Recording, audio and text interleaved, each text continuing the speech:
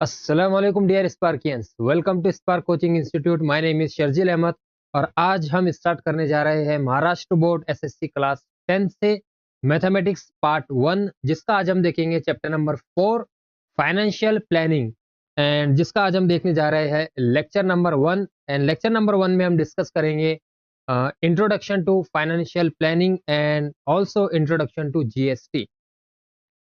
एक चीज़ मैं यहाँ पर आपसे जो है डिस्कस करने जा रहा हूँ कि फाइनेंशियल प्लानिंग हमारा 4th नंबर का चैप्टर है और इस पर जो टोटल वेटेज है बेटा, ये 8 मार्क्स का इसके ऊपर वेटेज है। एग्ज़ाम में जो है 8 मार्क्स का यहाँ से पूछा जाता है। और एक ख़ास चीज़ के ये चैप्टर बच्चों को, इनफैक्ट के टीचर्स को भी जो है कहीं न कहीं बहुत ज़्यादा डिफ़िकल्ट लगता है। बट मेरी नज़र से अगर देखा जाए या फिर पर्सनली अगर मैं आपसे कहूँ, तो ये चैप्टर आपके अलजेब्रा का सबसे ज़्यादा आसान चैप्टर है। जी हाँ।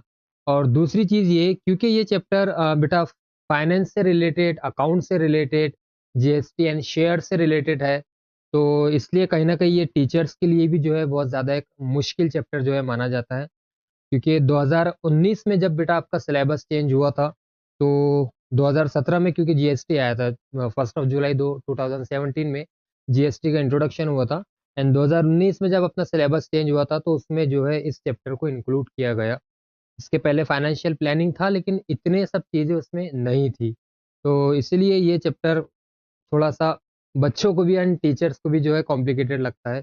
बट यकीन मानिए कि ये चैप्टर सबसे ज़्यादा आसान है और मैं आपको ये चीज़ विश्वास दिलाता हूँ कि एंड गारंटी लेता हूँ इस चीज़ की, अगर आपने कंप्लीट सीरीज़ फाइनेंशियल प्लानिंग की लेक्चर नंबर 1 से लास्ट लेक्चर तक की अगर देखते हैं, तो इंशाल्लाह आपके जितने डाउट्स हैं वो सारे क्लियर हो जाएँगे। और एक चीज़ कि आप हवा में जो है प्रॉब्लम सॉल्व करेंगे, ये मेरी गारंटी है आपसे। ठीक है? तो वीडियो स्टार्ट करने से पहले जो है प्लीज़, अगर आपने अभी तक हमें जॉइन नहीं किया है, तो टेलीग्राम, यूट्यूब, व्हाट्सएप की लिंक यहाँ पर गिवन है। Please join us. मैं सारी अपडेट्स एंड नोट्स जो है उसमें अपलोड करते रहता हूँ। And without wasting a time, चलिए स्टार्ट करते हैं लेक्चर नंबर 1 से। अ, हम जानते हैं कि हमने क्लास 9th में बेटा ऑलरेडी फाइनेंशियल प्लानिंग पढ़ के आए हैं। तो क्लास 9 पे हमने क्या-क्या देखे थे? हमने टैक्सेस के बारे में वहाँ पर जो है थोड़ा-सा डिस्कस किए थे। 2 टाइप के टैक्स होते हैं बेटा, एक डायरेक्ट टैक्स होता है, सेकंड इनडायरेक्ट टैक्स होता है। हमारे को इस चैप्टर में क्लास 10th में इनडायरेक्ट टैक्स के बारे में पढ़ना है। ये पार्ट 1 रहेगा अपना। एंड पार्ट 2 जो रहेगा बेटा अपना, वो रहेगा शेयर्स के बारे में। तो इस चैप्टर में 2 चीज़ें हैं और आप जानते हैं कि इस चैप्टर में 2 प्रॉब्लम सेट भी है। इसलिए एक पार्ट जो है indirect tax, that is GST के बारे में हम पढ़ने वाले हैं, एंड दूसरा पार्ट जो है वो शेयर्स के बारे में रहेगा, स्टॉक एक्सचेंज के बारे में, शेयर मार्केट के बारे में। तो इसलिए इस एक्सरसाइज़ की 2 प्रॉब्लम सेट अलग-अलग, 2 मजमूई सवालात हैं। ठीक है? हमने बेटा क्लास 9th में ऑलरेडी डायरेक्ट टैक्स जो है पढ़ के आ चुके हैं। और डायरेक्ट टैक्स क्या होता है? इनकम टैक्स जिसे कहा जाता है। आप जानते हैं कि इनकम टैक्स किसे कहते हैं? अगर नहीं पता तो अपने पेरेंट्स से ज़रूर पूछना कि किसी के पेरेंट्स अगर गवर्नमेंट सर्वेंट होंगे, जैसे किसी की मम्मी हो, पापा हो, टीचर हो सकते हैं या फिर रेलवे में हो सकते हैं या फिर एनी अदर गवर्नमेंट की जो जॉब होती है, तो उसमें जो है उनकी पेमेंट से गवर्नमेंट कुछ हिस्सा अपने पास रखती है।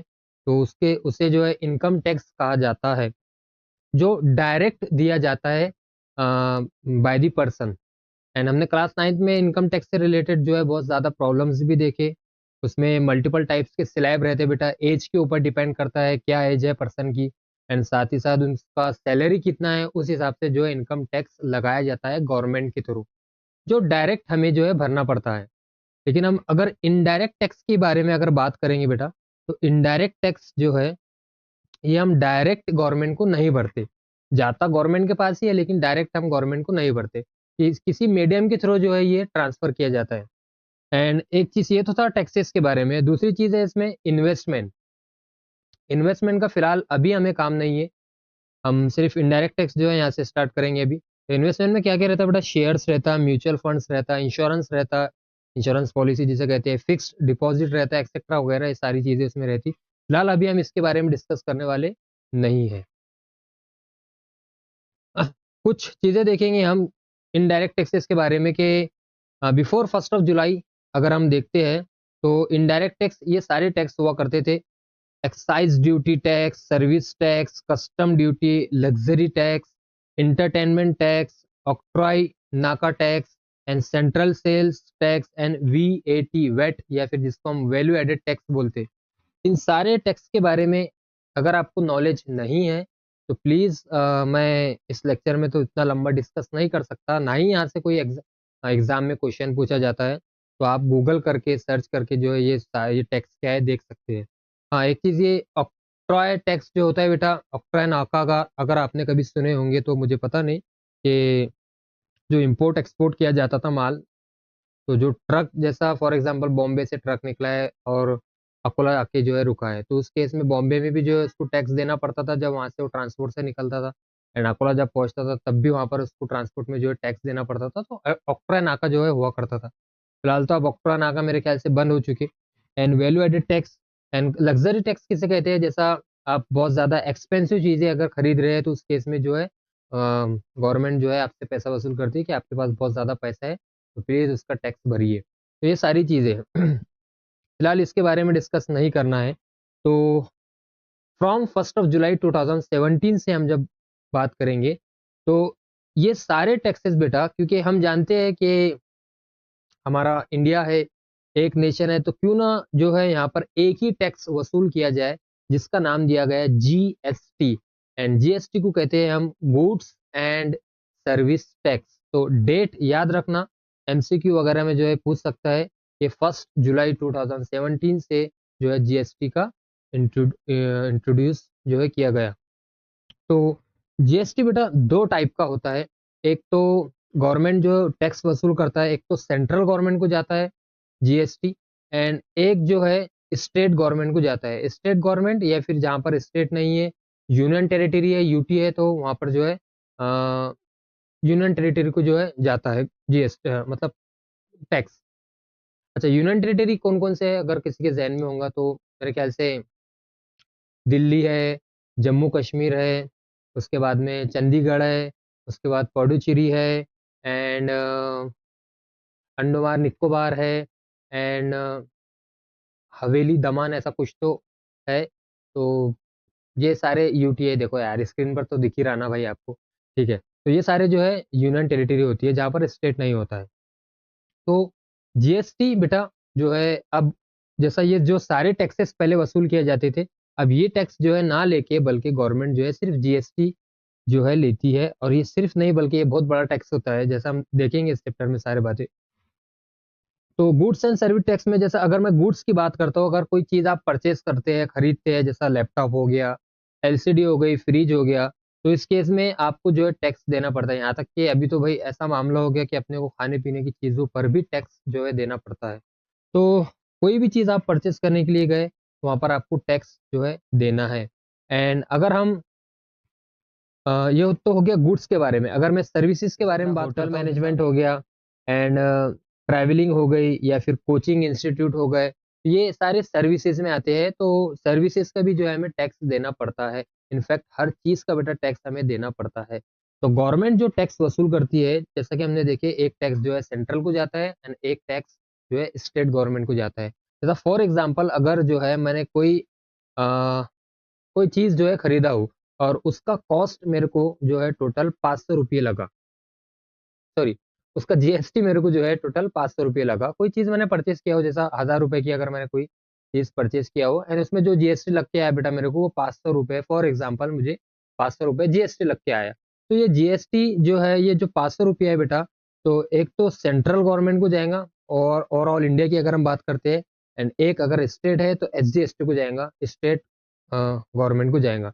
जहाँ पर स्टेट नहीं है, जहाँ पर यूटी है, तो वहाँ पर यूनियन टेरिटरी गवर्नमेंट को जो है ये इसमें का आधा टैक्स जाएगा। मतलब आधा टैक्स जो है किसको जाएगा, सेंट्रल गवर्नमेंट को, एंड आधा टैक्स 250 रुपये किसको जाएगा, स्टेट गवर्नमेंट को। तो जीएसटी जो है दो पार्ट में डिवाइड होता है, एक सेंट्रल गवर्नमेंट को और एक स्टेट गवर्नमेंट को या यूनियन टेरिटरी गवर्नमेंट को जो है दिया जाता है। जैसा कि बेटा हमने यहाँ पर जीएसटी देख ली है कि जीएसटी के दो पार्ट होते हैं, एक सीजीएसटी एंड एक एसजीएसटी। तो सीजीएसटी एसजीएसटी जो है सेम होता है, हाफ हाफ किया जाता है। तो मैं बोल सकता हूँ, जैसा यहाँ पर आप फॉर्मूला देख सकते हैं कि CGST is equal to SGST is equal to half of GST। ये हो गया अपना पहला फॉर्मूला। फॉर्मूला एक भी याद करने की जरूरत नहीं है, ना ही मैं आपको बोलूंगा और ना ही मैं आपको याद कराऊंगा। आप खुद से फॉर्मूले बनाएंगे, खुद से जो है सारी चीजें होंगी इंशाल्लाह। बस लेक्चर में पूरी तरीके से अच्छी तरीके से बने रहिए। तो CGST एंड SGST क्या होता है भाई? Half of GST। मतलब CGST SGST की वैल्यू कैसी होती है? सेम होती है बेटा। जैसा कि हमने एग्जांपल में देखे कि GST 500 रुपये था, तो CGST जो है सेंट्रल गवर्नमेंट को 250 रुपये गया एंड स्टेट गवर्नमेंट को जो है 250 रुपये टैक्स गया। आई होप सो क्लियर है। एंड एक और फॉर्मूला ये आप बोल सकते हैं कि CGST plus SGST is equal to GST, है ना भाई? ये जितना है वो ये भी उतना ही रहेगा, it is equal to GST हम बोल सकते हैं। कुछ चीज़ों के बारे में यहाँ डिस्कस करेंगे, किन किन चीज़ों पर जो है टैक्स लगता है हमें। जैसा कि यहाँ पर हमने मल्टीपल स्लैब्स की अगर मैं बात करता हूँ, पहला स्लैब है अपने पास में कि serial number 1 rate of GST, rate of CGST and rate of SGST। Goods की अगर हम बात करते हैं, essential commodities like food grains, fruits, vegetables, milk, salt etcetera, ये जो सारी चीज़ें हैं बेटा, क्योंकि ये डेली बेसिक चीज़ें हैं, तो इस पर जो है कोई GST नहीं लगता है, इसलिए रेट ऑफ GST यहाँ पर 0% है। तो रेट ऑफ CGST भी बेटा 0% एंड रेट ऑफ SGST भी यहाँ पर 0% रहेगा। अगर मैं सर्विसेज की बात करता हूँ, तो charitable trust activities, transport of water, ये वाटर बेटा वो मिनरल वाटर नहीं है अपना, मिनरल वाटर पर बेटा टैक्स लगता है। जैसा हम पानी बांटते हैं लोगों को, या किसी चैरिटेबल ट्रस्ट में जो एक्टिविटीज करते हैं, या फिर use of road and bridge, public library, agriculture related services, education, health car services, health care services, sorry, ये जो सारी चीजें हैं इसमें GST नहीं लगता। हाँ, कुछ चीजें जैसा यहाँ एजुकेशन, ये उस टाइप का नहीं है जैसा आप सोच रहे होंगे, हम देखेंगे इसको आगे अच्छी तरीके से। एंड दूसरे स्लैब की अगर हम बात करते हैं, जैसा यहाँ पर अगर गुड्स की मैं बात करता हूँ, कॉमनली यूज्ड आइटम जैसा LPG सिलेंडर हो गया, टी हो गया, कॉफी हो गया, oil, Honey, frozen vegetables, spicy, sweets, ये सारी चीज़ों पर बेटा टैक्स लगता है। गुड्स की अगर हम बात कर रहे हैं तो, और कितना टैक्स लगता है? रेट ऑफ GST कितना है? 5% इस पर लगता है। And therefore rate of CGST उसका half, 2.5%, and rate of SGST 2.5% जो है इस पर टैक्स देना पड़ता है।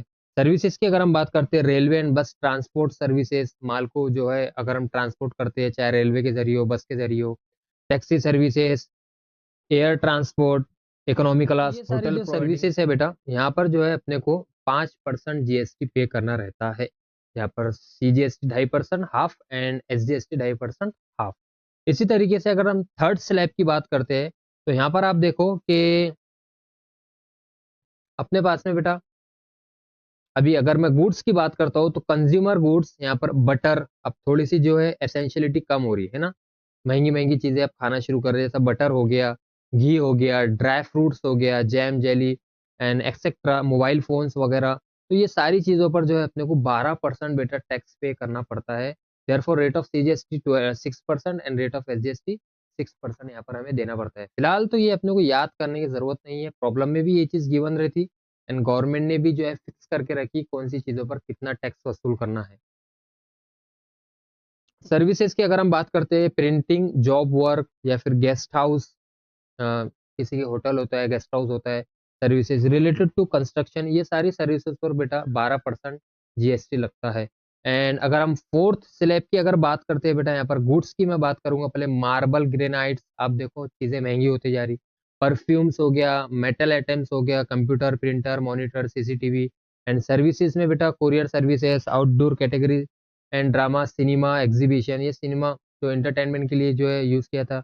एंड करेंसी एक्सचेंज की अगर हम बात करते हैं, शेयर ट्रेडिंग में, तो उसमें अपने को टोटल 18% बेटा टैक्स पे करना रहता है, जो कि CGST यहाँ पर कितना निकल के आता, फिर रेट इसका 9% एंड SGST 9%। तो इन सारी चीज़ों पर अपने को इतना टैक्स पे करना होता है।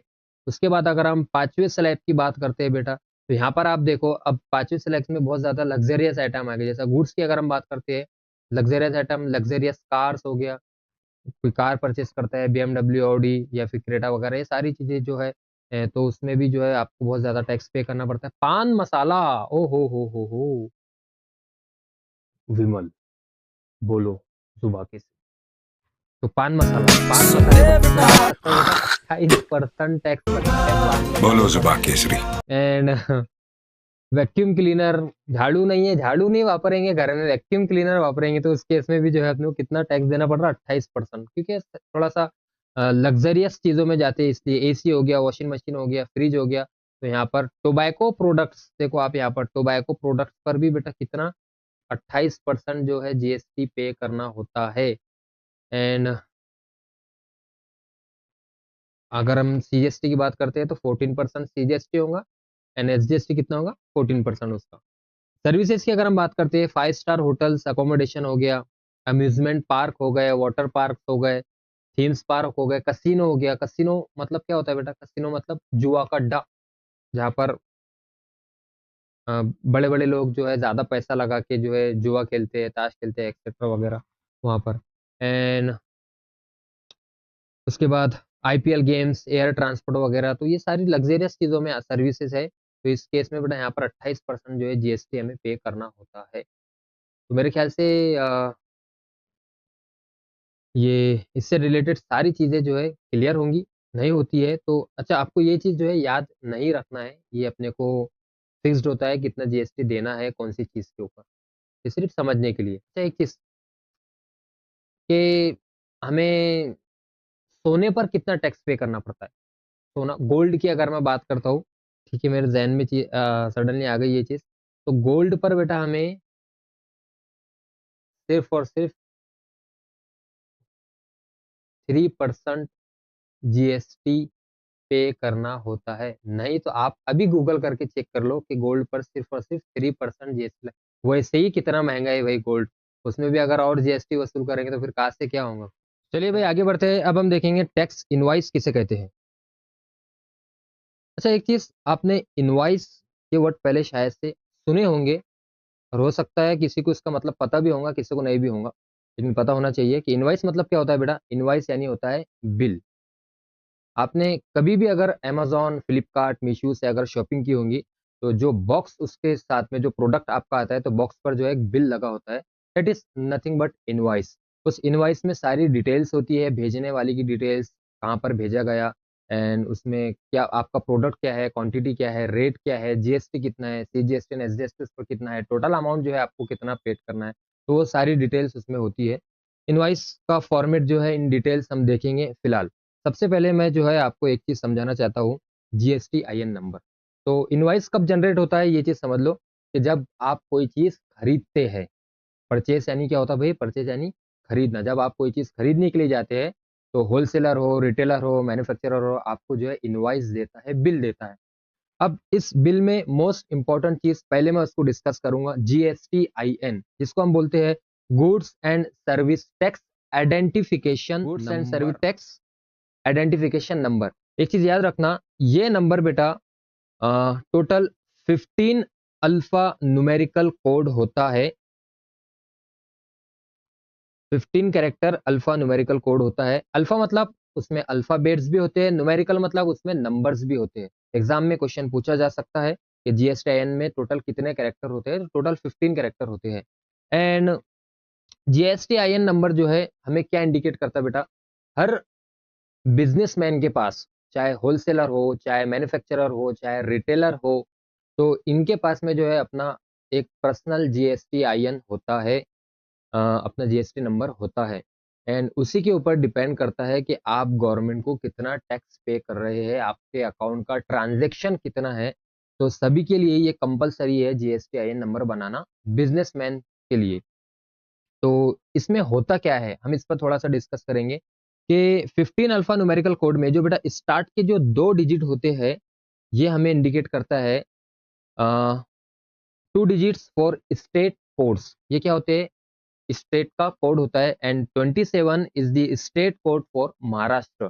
जो 27 है, तो ये महाराष्ट्र का स्टेट कोड है। हर स्टेट के लिए बेटा जो है अलग-अलग कोड होगा। तो अपने महाराष्ट्र के लिए क्या है? 27। जैसा आपने गाड़ियों के नंबर में देखे होंगे, MH30 ये अकोला का कोड है, एंड या फिर MH01, MH02, MH03, ये जो मुंबई वगैरह के कोड है, MH28 बुल्डाना का कोड है, या फिर MH27 जो है अमरावती का कोड है।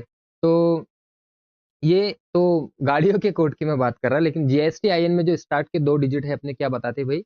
स्टेट कोड, कि ये आपका शॉप या आपका जो भी बिजनेस है आपका, वो कहाँ पर है, कौन सी स्टेट में। दूसरी चीज यहाँ पर, उसके बाद के जो 10 डिजिट्स है बेटा, ये इंडिकेट करते हैं आपका पैन कार्ड नंबर। क्या इंडिकेट करते हैं भाई? Pan card. अब पैन कार्ड यानी क्या होता है बेटा? पैन कार्ड यानी permanent account number, permanent account number. And total इसमें बेटा कितने डिजिट्स होते हैं? टोटल इसमें 10 डिजिट्स होते हैं परमानेंट अकाउंट नंबर में। हर पर्सन के पास में अपना पैन कार्ड नंबर होता है। जैसा आप स्टूडेंट है तो आपका एक अपनी ही आइडेंटिफिकेशन है, जैसा आपके स्कूल में आपका रोल नंबर होता है, या फिर हर किसी का एक आधार कार्ड नंबर होता है, इसी तरीके से हर किसी का पैन कार्ड नंबर भी होता है। एंड पेन जो है ये डिसाइड करता है कि आपका ओवरऑल बैंक से ट्रांजेक्शन या जितना आप ट्रांजेक्शन करते हैं, तो उसके लिए पैन कार्ड का रिक्वायरमेंट कंपलसरी है, ताकि गवर्नमेंट के पास में आपका रिकॉर्ड रहे। तो हर किसी को जो है पैन कार्ड बनाना होता है। तो GSTIN नंबर में भी जो है बेटा स्टार्ट के 2 डिजिट के बाद जो 10 डिजिट आते हैं, वो अपना पैन कार्ड नंबर होता है। एंड पैन कार्ड नंबर में 10 डिजिट्स क्या इंडिकेट करते हैं बेटा? स्टार्ट के 1 2 3 4 5, ये 5 डिजिट जो है अल्फा नंबर होते हैं। एंड उसके बाद बेटा जो 4 डिजिट होते हैं वो न्यूमेरिक कोड होते हैं। एंड उसके बाद का जो 1 डिजिट होता है वो अगेन क्या होता है? अल्फा होता है। तो स्टार्ट के 5 डिजिट वो क्या है बेटा? Alpha number ABCDE। And 4 number उसके बाद के वो न्यूमेरिक नंबर होते हैं, जैसा 1 2 3 4। एंड अगेन जो लास्ट वाला डिजिट होता है वो अगेन अल्फा नंबर होता है, जैसा यहाँ पर H लिया गया। अब बचे 3 नंबर, ये GSTIN के जो है 3 नंबर यहाँ से बाकी है। तो 3 नंबर उसके बाद क्या है बेटा? यहाँ पर उसके बाद में है 1। 1 क्या इंडिकेट करता है कि आपने कितने बार आपके बिजनेस का रजिस्ट्रेशन किए। जैसे फॉर एग्जांपल मेरी एक ब्रांच है, मेरा कोई एक स्मॉल स्केल बिजनेस है, तो मेरी इसका एक ब्रांच है, तो एक शॉप है मेरे पास में, तो उसका जो है मेरे पास में GSTIN नंबर है, और यहाँ पर जो है उसमें मेरे को जो है ये एक जो है इंडिकेट होके आएगा। लेकिन एक चीज, कि अगर मेरा सेम शॉप है, सेम नाम की शॉप है, और जो है मैंने सेकंड टाइम उसका सेकंड ब्रांच जो है इसकी ओपन किया हूँ, तो उस केस में यहाँ पर मेरे को उसके लिए दूसरा जो है GSTIN नंबर बनाना पड़ेगा। तो बाकी नंबर तो सारे सेम रहेंगे बेटा, अब इस 1 की जगह जो है चेंज होके 2 आ जाएगा, कि आपने सेकंड टाइम जो है रजिस्ट्रेशन किया है। तो यहाँ पर क्या बताता है अपने को? ये कि आपने कितने बार आपकी कंपनी का जो है रजिस्ट्रेशन करवाया है। उसके बाद जो है जो 14वां नंबर का जो डिजिट है बेटा Z, ये सबके लिए यूनिफॉर्म होता है। एंड उसके बाद में जो लास्ट डिजिट है डेट इज 5, ये होता है चेक सम डिजिट्स। अब चेक सम डिजिट्स का मतलब क्या है? यहाँ पर 5 ही होता है। इसका मतलब क्या है कि मैं अगर शॉर्ट में आपको बताना चाहूँ, तो जब भी आप चेक सम डिजिट जो है इनपुट करते हैं, तो उस केस में जो है ये इंडिकेट करता है कि पूरा GST नंबर सही है या नहीं, या फिर किसका ये GST नंबर है। फिलहाल चेकसम डिजिट की अपने को कोई ज़रूरत नहीं। ये लास्ट के जो 3 डिजिट आपको याद रखना है, 1 Z एंड 5। 1 क्या इंडिकेट करता है? कितने बार रजिस्ट्रेशन हुआ। Z जो है यूनिफॉर्म फॉर ऑल, एंड 5 जो है चेकसम डिजिट्स होता है। तो ये था GST नंबर के बारे में। अब थोड़ा-सा एक चीज़, बिल में क्या-क्या चीज़ें होती हैं, हम इसके ऊपर थोड़ा-सा डिस्कस करेंगे बेटा। ये पता होना चाहिए, क्योंकि इसके ऊपर एग्ज़ाम में 2 बार क्वेश्चन आया बिल जनरेट करने के लिए। एक चीज़ देखो बेटा, अब यहाँ पर हम जो ऊपर वाला जो ब्लॉक है अपना, ये खाकी कलर का, इसमें क्या होता है ये देख लो। ऊपर वाले ब्लॉक में क्या है बेटा कि सप्लायर का यहाँ पर नाम लिखा होता है, जैसा A to Z sweet mart. And उसके बाद में उसका क्या होता है? उसका एड्रेस होता है। ये थोड़ा सा इसको अवॉइड करो। यहाँ पर जैसा मुंबई 400001 महाराष्ट्र। एंड यहाँ पर उसका हो गया, ये एड्रेस हो गया, ये टेलीफोन नंबर हो गया, उसके बाद में GSTIN नंबर हो गया बेटा। एंड उसके बाद में इनवॉइस नंबर, कौन से नंबर का जो है बिल जनरेट कर रहे हैं आप। एंड उसके बाद में इनवॉइस डेट, के किस डेट को जनरेट किया गया। तो यहाँ पर लेफ्ट हैंड साइड में इतना डेटा होता है। क्या-क्या है? सप्लायर का नेम, उसके बाद में address, telephone number, GST number, invoice number, bill number and date, ये चीज़ें।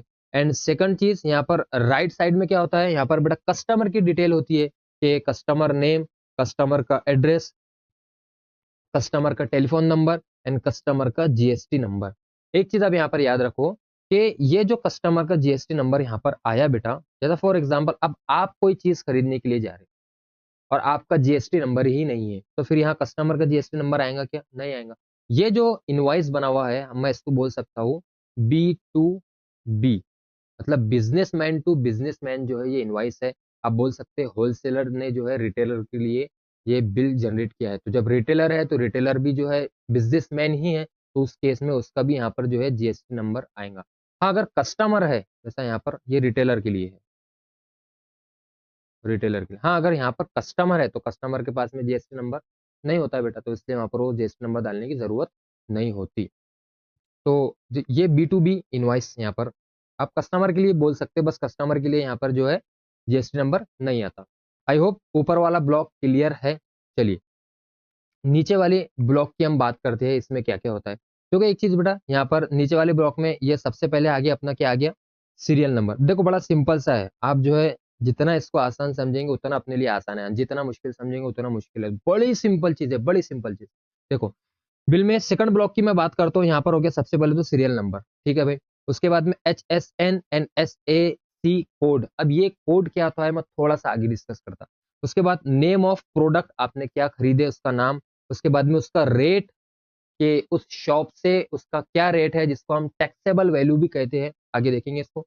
एंड क्वांटिटी, आपने कितनी क्वांटिटी खरीदे। टैक्सेबल अमाउंट, कितना अमाउंट आपको लग के आया, मतलब कि हाँ कितने रुपए में जो है आपने वहां से खरीदे। उसके बाद में SGST एंड CGST। एक चीज याद रखना, बिल में इनवॉइस में कभी भी जीएसटी मेंशन नहीं होता, जीएसटी मेंशन नहीं होता, बल्कि जीएसटी की जगह क्या मेंशन होता है? SGST एंड CGST जो है मेंशन किया जाता है, इसका नाम नहीं होता, बस इसकी जगह ये नाम होता है और दोनों मतलब वो ही है। तो CGST का रेट, रेट मतलब बेटा परसेंटेज में, तो यहाँ पर परसेंट। एंड टैक्स, यहाँ पर उसका कितना परसेंट है उसके रुपयों में उसको कन्वर्ट करके यहाँ पर लिखना पड़ता है, ये चीज उसका रुपयों में है। उसके बाद सेम SGST के लिए रेट एंड उसका टैक्स, एंड यहाँ पर टोटल के जीएसटी के साथ में टोटल अमाउंट आपने कितना पेड किए। तो चलिए स्टार्ट करते हैं अब। तो HSN नंबर क्या होता है, पहले ये चीज समझ लो आप। यहाँ पर सीरियल नंबर 1 की हम बात करते हैं। HSN नंबर क्या होता है? HSN या SAC, ये सर्विस के लिए, ये गुड्स के लिए। HSN मतलब होता है बेटा harmonise system of nomenclature. And SAC code होता है सर्विस अकाउंटिंग कोड। मतलब कोई भी चीज जो, ये सारी चीजों पर जो गवर्नमेंट की तरफ से जो जीएसटी लगता है, जो टैक्स लगता है, तो अब कौन सी चीज कौन सी कैटेगरी की है। जैसे फॉर एग्जांपल मैं चॉकलेट खरीदता हूँ तो चॉकलेट पर कितना टैक्स है, मैं पेड़े खरीदता हूँ तो पेड़ों पर कितना टैक्स है, मैं कपड़े खरीदता हूँ तो कपड़ों पर मुझे कितना टैक्स पे करना है। तो जब भी हम बिल जनरेट करता है होलसेलर, रिटेलर रिटेलर जब भी बिल जनरेट करता है, तो जैसे ही वो उस चीज का नाम डालेगा, जैसा फॉर एग्जाम्पल यहाँ पर क्या डाला गया है, यहाँ पर पेड़े डाले गए, स्वीट्स डाला गया, तो ऑटोमेटिकली ये HSN नंबर जो है उसमें जनरेट हो जाएगा, क्योंकि ये गवर्नमेंट की तरफ से फिक्स है कि भाई पेड़ों पर आपको कितना रेट CGST या SGST पे करना है। तो HSN कोड ये ऑटोमेटिकली जो है कंप्यूटर अपनी तरफ से ले लेता कि कौन सी कैटेगरी का है ये, इस पर कितना जीएसटी अपने को लगाना है। तो चाहे गुड्स की बात करो, एंड SAC ये सर्विस के लिए आ जाएगा, ठीक है भाई। तो HSN एंड SAC कोड क्या है, मेरे ख्याल से क्लियर होगा। तो उसके बाद नेम ऑफ प्रोडक्ट, यहाँ पर क्या लिया गया, पेड़े लिए गए। और उसके बाद में उसका रेट, यहाँ पर कितना है बेटा, 400 पर केजी, मतलब 1 केजी 400 रुपए का। क्वांटिटी कितनी ली उन्होंने, 500 ग्राम, मतलब आधा केजी लिए। तो कितना उनको अमाउंट, टैक्सेबल अमाउंट कितना देना पड़ेगा, 200 रुपये, 400 का आधा, तो ये हो गया 200 रुपये। एंड अब जीएसटी की बात करते, तो ये 200 रुपये क्या है बेटा, ये दुकान का रेट है, ये दुकान वालों ने इतना उसका प्राइस फिक्स करे। उसके बाद में अब हम जीएसटी की बात करते, तो सीजीएसटी पेड़ों के लिए कितना दिया रेट, डेट इज 2.5%। और ये 2.5% कौन डिपेंड करता, ये HSN कोड कि कौन सी कैटेगरी का ये प्रोडक्ट है, तो ये 2.5% ऑटोमेटिकली यहाँ पर आ जाता बेटा। उसके बाद में ये हो गया रेट, हो गया यहाँ पर 2.5% किसका, CGST का। तो सिमिलरली SGST का भी रेट बेटा कितना होगा, वो भी 2.5% बराबर है। अब ये 2.5% को हम पैसों में कन्वर्ट करेंगे, रेट को रुपयों में कन्वर्ट करेंगे, टैक्स जिसको हम बोलते हैं। तो 2.5% किसका, 2.5% किसका बेटा, 2.5% of taxable value. And taxable value क्या है अपने पास में, परसेंट ऑफ टैक्सेबल वैल्यू कितनी लग रही है बेटा? 200 रुपये। अब इसको रुपयों में कन्वर्ट करना है परसेंटेज को, तो ये कितना हो गया? 2.5% का मतलब क्या होता है? अपॉन 100। ऑफ का मतलब क्या होता है बेटा? प्रोडक्ट। और ये 200 रुपए। 2 से 2 कैंसल, 2 इंटू 2.5, ये कितना हो गया? 5 रुपीज। तो ये पैसों में कन्वर्ट हो गया अपने पास में, कितना हो गया? 5 रुपए। इसी तरीके से SGST भी 5 रुपए। अब मैं टोटल अमाउंट की बात करूंगा तो टोटल टैक्स कितना लग गया यहाँ पर? ये 5 10 रुपये। एंड साथ ही साथ टैक्सेबल अमाउंट कितना था? 200 रुपये। तो ये टोटल कितना लग गया बेटा इसके ऊपर अपने को? 210 रुपए। अब यहाँ से आपने कितने फॉर्मूले सीखे? 2 फॉर्मूले सीखे। अभी बताता आपने 2 फॉर्मूले कैसे सीखे बेटा। फॉर्मूले याद नहीं कराऊंगा, सिखाऊंगा सारे फॉर्मूले। देखो एक चीज, पहला फॉर्मूला अमाउंट ऑफ GST का, अमाउंट ऑफ GST का formula that is rate of GST upon 100 into taxable value. अभी आपने सीखे जैसा कैसा रेट कितना था CGST का? अच्छा, ये तो CGST की बात कर रहे हैं, हम GST बोल रहे हैं ना, चाहे CGST हो, GST हो, SGST कोई भी हो। रेट कितना था? 2.5%। तो ये रेट की जगह CGST का अपनी केस में, ठीक है, कितना है बेटा? 2.5 बराबर है। परसेंट का मतलब क्या होता है? 1/100। तो ये 1/100 में जैसे के वैसे। एंड टैक्सेबल वैल्यू कितनी थी अपने पास? 200 रुपए। तो ये 200 रुपए टैक्सेबल वैल्यू थे। तो इससे हमने क्या निकाले थे? अमाउंट। और कितना आया था ये निकल के? 5 रुपये। तो आपने अमाउंट निकाल लिए किसका? CGST का। ये फॉर्मूला याद नहीं करना है, याद नहीं करना है, ठीक है। इसी तरीके से SGST भी, CGST भी, NGST भी। अब दूसरा फॉर्मूला आपने देखो कौन सा सीखे। टोटल अमाउंट बोले तो टैक्सेबल वैल्यू के दुकानदार ने, होलसेलर ने या फिर रिटेलर ने उसकी कीमत कितना जो है डिसाइड किया था, टैक्सेबल वैल्यू प्लस GST बराबर है। टैक्सेबल वैल्यू कितनी थी अपने लिए पेड़े की केस में? 200 रुपए प्लस GST बोले तो आधा SGST प्लस आधा CGST। तो आधा SGST कितना था अपने पास में? 5 रुपए। CGST कितना था अपने पास में? वो भी 5 रुपए। SGST CGST 5 और 5 10। तो GST टोटल कितना हो गया? 10 रुपए। ये कितना हो गया? 210 रुपये। तो टोटल अमाउंट कितना भाई? 210 रुपये। फॉर्मूले याद नहीं करना है, ठीक है। तो मेरे ख्याल से पहले वाला जो सीरियल नंबर हमने पेड़ों के रिलेटेड जो देखे वो सारा क्लियर होगा। इसी तरीके से सेकंड एंड थर्ड भी रहेगा, ठीक है। आई होप सो क्लियर है। सेकंड चीज देखो, आप यहाँ पर सेकंड चीज है अपने पास में, चॉकलेट लिया उसने। एंड देखो ऑटोमेटिकली जो है यहाँ पर HSN कोड आ जाएगा उसके लिए जो भी रहेगा। चॉकलेट का रेट क्या दिया अपने को? 80 रुपए। और क्वांटिटी एक एक बार, मतलब 80 रुपए की एक चॉकलेट है। एंड कितनी क्वांटिटी लिया उसने? एक बार जो है क्वांटिटी लिया। तो एक बार लिया तो टैक्सेबल अमाउंट कितना हो गया उसके लिए बेटा? 80 रुपए हो गया। एंड रेट दिया वहां पर चॉकलेट का कितना दिया? CGST 14%, क्योंकि चॉकलेट जो है महंगी चीजों में आती है, तो इसलिए यहाँ पर देखो CGST 14%। एंड SGST भी बेटा कितना? 14%। मतलब अगर आप 80 रुपए की चॉकलेट खरीदते हैं तो उसके ऊपर अपने को 28% GST पे करना होता है। मेरे ख्याल से क्लियर है चीजें। चॉकलेट पर कितना लगा? CGST 14%। एंड 14% किसका? 80 रुपए का। तो जब हम 14% ऑफ 80 रुपए निकालेंगे तो क्या होता है इसका मतलब बेटा? अब हम क्या निकाल रहे? अमाउंट निकाल रहे ना। हम क्या निकाल रहे? अमाउंट निकाल रहे। अमाउंट ऑफ GST या SGST, यहाँ पर CGST या फिर SGST हम यहाँ पर कैलकुलेट कर रहे हैं। तो 14 है, परसेंट मतलब 1/100 ऑफ यानी प्रोडक्ट। एंड ये है 80 रुपीज। तो इसको कैंसिल करने के बाद में कितना है अपने पास में? 11.20। 11.20 क्या? रुपये। तो परसेंटेज को हमने काय में कन्वर्ट किए? रुपयों में। तो 14% मतलब कितना टैक्स हो गया बेटा? कितने रुपये टैक्स हो गया? ये हो गया 11.20। तो ये था CGST। एंड SGST भी फिर 11.20 ही होगा क्योंकि वो भी 14%। तो टोटल कितना हो गया? 11.20 ये हो गया 22.40। एंड ये 80 रुपए की क्या थी? चॉकलेट थी। तो टोटल अमाउंट कितना हो गया? 102.440 जो है पे करना होगा। इसी तरीके से अगर हम तीसरी चीज देखते हैं यहाँ पर आइसक्रीम बेटा, तो HSN कोड यहाँ पर ऑलरेडी आ चुका। आइसक्रीम 200 रुपए पर पैक। एक पैक कितने का है? 200 रुपए का एक पैक उसने परचेज किया। तो टैक्सेबल अमाउंट कितना हो गया उसका? 200 रुपए। जीएसटी की अगर हम बात करते हैं तो आइसक्रीम पर कितना जीएसटी लगा, मतलब एसजीएसटी एंड सीजीएसटी, सीजीएसटी लगा बेटा 9% एंड एसजीएसटी लगा 9%, मतलब 18% यहाँ पर जीएसटी लगा। तो अब इस 9% का क्या निकालेंगे, रुपयों में इसको निकालेंगे क्योंकि ये रेट है, तो टैक्स निकालेंगे, कितना हो रहा 9%, इसका 200 रुपए का, मतलब 9% ऑफ 200 रुपीज, मतलब 9/100 इंटू ऑफ मतलब इंटू, एंड ये हो गया 200, तो ये हो गया सिफर सिफर कैंसिल, 9 दूनो 18, 18 रुपये। तो यहाँ पर कितना टैक्स हो गया बेटा, आप देख सकते हैं यहाँ टैक्स कितना आया इसका 18 रुपये, एंड सीजीएसटी एंड एसजीएसटी में भी कितना टैक्स आ गया इसका 9% का 18 रुपये। इस तरीके से तो टोटल कितना हो गया यहाँ पर, ये 200, ये 18 प्लस 18, टोटल 236 रुपये जो है उसे देना होगा। एंड अगर ग्रैंड टोटल की हम बात करते हैं, उसे टोटल अब पूरा तीनों प्रोडक्ट का टोटल है इसे हम मार लेते हैं, तो कितना हो गया बेटा 548 रुपये जो है इसे पे करने में। तो ये सारी चीजें जो है बिल में होती है। अगर बिल बनाने का क्वेश्चन आया, हम उसको आगे अच्छे से देखेंगे, फिलहाल तो सिर्फ बिल में क्या क्या होता है, कैसा होता है, ये समझाने के लिए जो है मैंने आपको यहाँ पर ये चीज बताया हूँ। क्वेश्चन हम इसका बाद में सॉल्व करेंगे जब जब अपने को जो है इसका क्वेश्चन आएगा।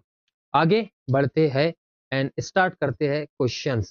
तो मेरे ख्याल से यहाँ तक का सारा बेसिक क्लियर हो चुका होगा, नहीं होगा तो प्लीज वीडियो को फिर से रिवाइज करके देखना, बहुत सिंपल चीजें हैं। चलिए, प्रैक्टिस सेट 4.1 का पहला क्वेश्चन क्या है अपने पास में, पवन मेडिकल सप्लाईज मेडिसिन। और एक चीज बेटा यहाँ पर आप थोड़ा सा, मेरी आप लोगों से रिक्वेस्ट है कि जो उर्दू मीडियम के स्टूडेंट्स है वो प्लीज प्लीज आप टेक्स्ट बुक ओपन करके रखिए, ताकि आपको कोई कंफ्यूजन ना हो। और साथ ही साथ मैं इसका terminologies, Urdu and English terminologies का जो नोट्स है वो टेलीग्राम में अपलोड कर दूंगा इस लेक्चर के बाद। तो प्लीज वहां से आपने डाउनलोड कर लेना एंड वहां से जो है टर्मिनोलॉजीज याद कर लेना, ताकि आप कंफ्यूज ना हो। रही बात कॉन्सेप्ट की, कॉन्सेप्ट का तो कोई मसला नहीं है। चलिए आगे बढ़ते, पहला क्वेश्चन अपने पास में 4.1 का, Pawan medical supplies medicine on some medicine rate of GST 12%, then what is the rate of CGST and SGST. Simple सा क्वेश्चन है भाई, एक मार्क का क्वेश्चन है और मेरे ख्याल से एग्जाम में आया हुआ भी है। तो जीएसटी कितना है, जीएसटी अपने पास में 12%, तो सीजीएसटी कितना हो जाएगा, वो भी क्या पूछा, सिर्फ रेट पूछा। सीजीएसटी कितना हो जाएगा, इसका आधा, हाफ 6%, एंड एसजीएसटी कितना हो जाएगा, हाफ 6%। तो फॉर्मूले की अगर हम बात करते हैं तो फॉर्मूला क्या है, CGST is equal to SGST, दोनों सेम होता है, it is equal to half of GST. तो it is equal to half of GST, मतलब बेटा हाफ ऑफ जीएसटी कितना है 12%, तो ये कितना हो गया 6%, 6% हो गया एसजीएसटी भी एंड 6% हो गया सीजीएसटी भी। इस तरीके से जो है बॉक्स बना के इसको हमने लिख दिए। सिंपल सा क्वेश्चन है। चलिए आगे बढ़ते हैं। प्रॉब्लम सेट 4A, देखो मैंने जो जो प्रॉब्लम का जो सीक्वेंस है ना बेटा, जिस जो एक जैसे जो क्वेश्चन है उनको सारा जो है सेट किया हो, बड़ी मेहनत लगी इन सारी चीजों को, तो ये आपके लिए मैंने आसानी के लिए ये चीज किया हो, तो आप कंफ्यूज ना होना कि सर आपने पहला प्रॉब्लम एक्सरसाइज का लिए फिर आप प्रॉब्लम सेट के ऊपर चले गए, नहीं बिल्कुल नहीं है, बल्कि आपकी आसानी के लिए ये जो इस तरीके से बनाया गया है, ताकि एक जैसे सारे क्वेश्चन आ जाए और आपकी अच्छे से उसकी प्रैक्टिस भी हो जाए। ठीक है, चलिए प्रॉब्लम सेट 4A का क्वेश्चन नंबर 4 क्या है, a trader from Surat Gujarat sold cotton clothes to a trader in Rajkot Gujarat. ठीक है, गुजरात में जो है उसने बेचा है। The taxable value of cotton clothes is 2.5 lakh. ये क्या दिया बेटा अपने को यहाँ पर, taxable value 2.5 lakh. What is the amount of GST at 5% paid by trader in Rajkot. Question समझा। क्वेश्चन में क्या है कि भाई एक ट्रेडर है सूरत में, जो कपड़ा जो है कॉटन क्या कर रहा, सोल्ड कर रहा, किसको, राजकोट में जो है वो सोल्ड कर रहा। एंड टैक्सेबल वैल्यू दिया कितना है, 2.5 लाख रुपए टैक्सेबल वैल्यू है। एंड उस पर जीएसटी कितना लग रहा भाई, 5% जीएसटी लग रहा। तो अपने को फाइंड आउट करने के लिए बोला, क्या बोला भाई, what is the amount of GST at 5% paid by the trader in Rajkot.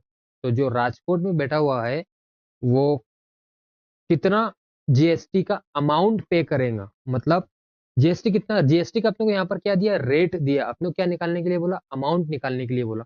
तो हमने ऑलरेडी फॉर्मूला देख लिए, अब आपके सामने आया, देखो क्या है, अमाउंट ऑफ जीएसटी मतलब परसेंट से रुपयों में कन्वर्ट करना, amount of GST it is equal to rate of GST upon 100, 100 मतलब ये परसेंटेज का रहता बेटा, इनटू टैक्सेबल वैल्यू। हमने देखे थे कि भाई हमने क्या फॉर एग्जांपल क्या था वो चॉकलेट वाली एग्जांपल है ना अपना, 2.5% ऑफ 200 पेड़ वाली सॉरी 200 रुपीज, यही ना, मतलब 2.5%, किसका 2.5%, 200 रुपीज का। तो इसको हमने कन्वर्ट कैसा किए थे कि 2.5 एज इट इज, और परसेंटेज का मतलब क्या होता है अपॉन 100, ऑफ का मतलब क्या होता है बेटा into, and 200 rupees as it is, तो ये हो गया रुपयों में कन्वर्ट।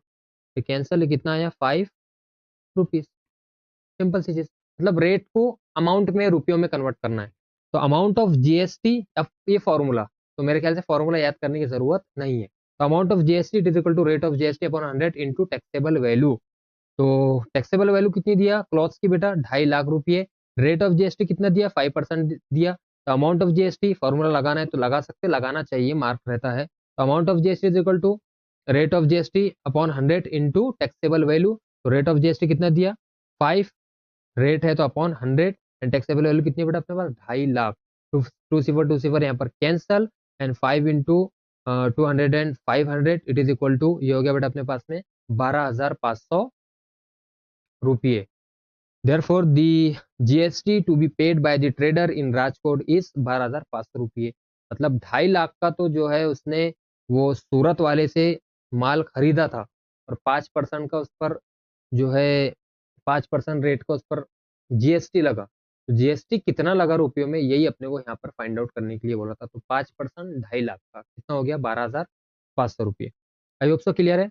चलिए 4.1 का क्वेश्चन नंबर 2 यहाँ पर देखो आप, on certain article of rate of CGST 9%, कोई एक प्रोडक्ट है जिसका जो रेट दिया अपने को सीजीएसटी का 9%, then what is the rate of SGST, SGST का रेट क्या होगा, ये चीज भाई सीजीएसटी जितना रहता है उतना ही एसजीएसटी रेट रहेगा। And what is the rate of GST, ये है कि ये क्वेश्चन घुमाया बेटा, देखो जब सीजीएसटी अपने पास में 9% है तो एसजीएसटी भी क्या होगा 9%, बराबर है। और हम जानते हैं कि सीजीएसटी एसजीएसटी इक्वल होते हैं, तो मैं लिख सकता कि जैसा CGST plus SGST it is equal to GST. CGST कितना है 9% प्लस एसजीएसटी कितना है 9%, it is equal to GST. तो ये कितना हो गया 18% of, sorry 18% it is equal to GST, simple सी चीज। तो rate of GST, rate of CGST plus rate of SGST 9% plus 9% it is equal to 18%। एक मार्क के लिए क्वेश्चन है, बड़ा सिंपल सा क्वेश्चन है। तो क्लियर है, आई होप सो। ठीक है आगे बढ़ते हैं। एंड 4.1 का प्रैक्टिस सेट 4.1 का क्वेश्चन नंबर 3 अपने पास में क्या है, देखो बेटा, मिसेस रियल पेंट, ये शॉप का नाम है, यहाँ पर सोल्ड 2 टीन, कितने, 2 टीन बेचे बेटा इन्होंने, 2 of lustre paint, and taxable value of each tin कितना दिया 2800 रुपये, ईच टीन बोला 2800 रुपये। क्या है ये टैक्सेबल वैल्यू, मतलब वो दुकान की कीमत, कि भाई वो दुकान से कितना रेट लगा के बेच रहा। भाई फॉर एग्जांपल ये पेन है, ठीक है, मैं जो है शॉपकीपर हूँ, मिसाल के तौर पर मैंने जो है ये 100 रुपए का पेन खरीद के लाया बेचने के लिए, ठीक है, होलसेलर से मैंने बेचने के लिए लाया, मेरे को 100 रुपए का पड़ा था, तो अब मैं इसको 200 रुपए की बेच रहा हूँ, ठीक है। तो जो मैंने ये जो वैल्यू जो है, जो प्राइस मैंने डिसाइड किया 200 रुपए, that is nothing but taxable value. मेरे ख्याल से क्लियर होगा आपको, और उसके पहले भी मैंने आपको क्लियर किया था। तो क्या टैक्सेबल वैल्यू है ईच टीन का 2800 रुपये। तो एक टीन का 2800 है, तो 2 टीन का कितना हो जाएगा बेटा 5600 रुपए, सीधी सी बात है, ठीक है। If the rate of GST 28%, rate कितना दिया, रेट दिया 28%, then find the amount of CGST and SGST charged in the tax invoice. क्या निकालने के लिए बोला अपने को कि सीजीएसटी एंड एसजीएसटी का अमाउंट, रेट नहीं, रेट बोले तो इसका आधा आधा हो जाएगा, 28% का आधा, 14% सीजीएसटी लगेंगे, 14% एसजीएसटी लगेगा, तो आपको अमाउंट बोला। Charge in tax invoice, invoice में देखो एक चीज याद रखना कि इनवॉइस में, बिल में कभी भी जीएसटी मेंशन नहीं होता, बल्कि वहां पर क्या मेंशन किया जाता सीजीएसटी एंड एसजीएसटी। तो इसलिए वहां पर अपने को पूछा कि इनवॉइस में भाई कितना CGST and SGST amount charge होगा। सिंपल सा क्वेश्चन है। Taxable value of each tin अपने को दिया 2800 रुपए। Taxable value of 2 tin of paint, तो 2 टीन कितने को जाएंगे 2800 इंटू 2, ये कितना हो गया बेटा 5600। उसके बाद देखो प्रॉब्लम ऐसी रहेंगे, सब ऐसे रहेंगे, कोई टेंशन नहीं। आप हवा में कर सकते प्रॉब्लम, इसलिए मैंने आपको बोला हवा में प्रॉब्लम सॉल्व होंगे बेटा। चलो, रेट ऑफ जीएसटी ने कितना दिया 28% रेट दिया, तो अमाउंट निकालना है रेट से, तो क्या होता है बेटा 28/100 इंटू टैक्सेबल वैल्यू, तो 28/100 इंटू टैक्सेबल वैल्यू है 5600 रुपये। दो सिफर यहाँ पर कैंसिल किए, तो ये कितना आ गया 28 into 56, it is equal to 1568 रुपये। ये आया जीएसटी। अपने को क्या निकालने के लिए बोला, अगर अपने को ये सीजीएसटी एंड एसजीएसटी नहीं भी बोलता, सिर्फ इतना ही पूछता कि भाई टैक्स इनवाइस में जीएसटी कितना चार्ज होगा, टैक्स इनवाइस में जीएसटी कितना चार्ज होगा, तब भी उस केस में टैक्स इनवाइस में जीएसटी नहीं आता, टैक्स इनवाइस में बेटा सीजीएसटी एंड एसजीएसटी मेंशन होता, तब भी अपने को सीजीएसटी एंड एसजीएसटी का रेट नहीं सॉरी अमाउंट निकालना पड़ता। तो इसलिए यहाँ पर फिलहाल तो मेंशन किया था, बोला था। तो सीजीएसटी एसजीएसटी क्या होता है भाई, हाफ ऑफ जीएसटी, तो हाफ ऑफ जीएसटी कितना है 1568, तो ये कितना हो गया 784 रुपये। सिंपल सा क्वेश्चन, ठीक है। आई होप क्लियर है। चलिए आगे बढ़ते। 4.1 का क्वेश्चन नंबर 4 क्या दिया अपने पास में यहाँ पर कि the taxable value of a wrist watch. Taxable value क्या है आप समझ चुकी होंगी मेरे ख्याल से अच्छे तरीके से। Taxable value of a wrist watch belt is 586 रुपये। Rate of GST is 18%। Then what is the price of belt for the customer. एक चीज यहाँ पर अब नई चीज सीख लो। देखो सिंपल सी चीज मैं आपको बताता हूँ। ये पेन अपना, ठीक है, मैं गया पेन खरीदने के लिए आपसे, ठीक है, मैं आप लोगों से ये पेन खरीदने के लिए आया, ये आपके पास है पेन अब, और आप बोलते हैं कि सर ये पेन 500 रुपये का है, आप बोल रहे मेरे को, ठीक है, 500 रुपये का पेन है और जीएसटी वगैरह जो लगेगा वो लगेगा, ठीक है। तो मैंने आपसे 500 रुपये का पेन खरीदा, तो सिर्फ वो तो आपने वैल्यू डिसाइड किए 500 रुपये, उस पर तो जीएसटी भी लगने वाला बाकी है अभी। 500 रुपये आपके और प्लस फॉर एग्जाम्पल जो है इस पर जो जीएसटी लगा वो लगा 10%, बराबर है।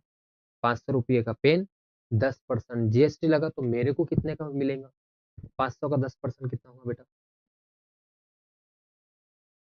भाई, 500 रुपये का 10% मतलब 10% ऑफ 500 रुपीज, तो 10/100 इंटू 500, दो सिफर कैंसल, ये कितना हो गया 5 का 5, 50 रुपये। तो 500 रुपये का 10% कितना हो 50 रुपये, मतलब 500 रुपये आपके और 50 रुपये जीएसटी के। तो मैंने कितने का खरीदा 500 रुपये प्लस 50 रुपये, तो टोटल कितना हो गया मेरे लिए 550 रुपये।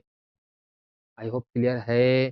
तो कस्टमर को जीएसटी के साथ कितने रुपए का पड़ेगा, टोटल अमाउंट उसको कितना पे करेगा 550। चलो तो एग्जाम्पल समझ में आई, आप क्वेश्चन देख लो